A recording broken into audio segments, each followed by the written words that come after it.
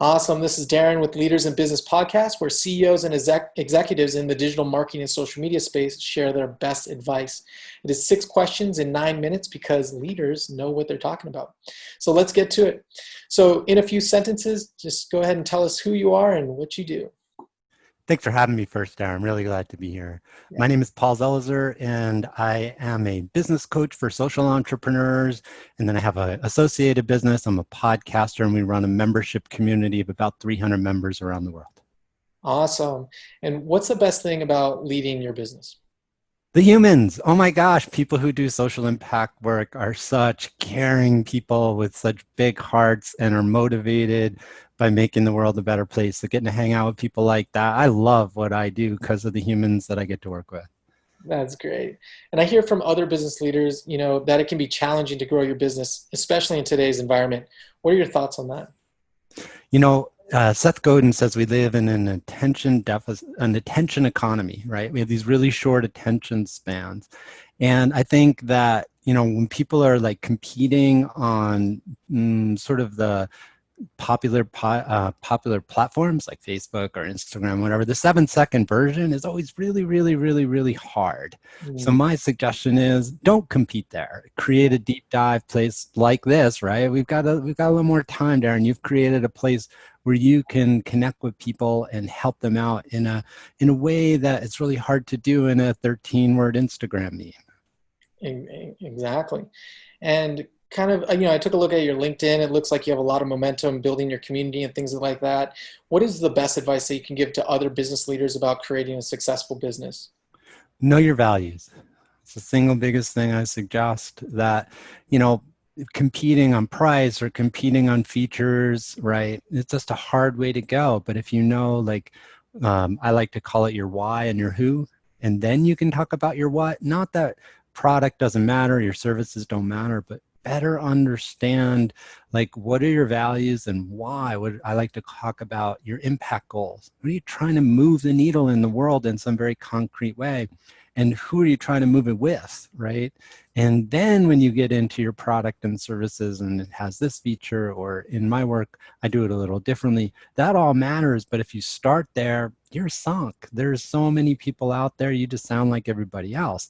But if Mm. you talk about, I do this work because I feel really passionate about, you can answer that sentence in a way that's very alive, very true, and really unique, you're going to do just fine.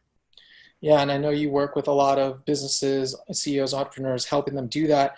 What's one little golden nugget to help people kind of like tune into their why that you'd be able to offer our audience? Yeah, the two biggest suggestions is really get into your core values. I heard a fabulous podcast and I can't remember his name, but he Mm. was a Navy SEAL. And he was talking about like when you're a Navy SEAL, you're dealing with some big things, right? And you can't have like 27 core values because when bombs are going off your head and you're jumping out of helicopters, you can't remember. He said, get it to 3.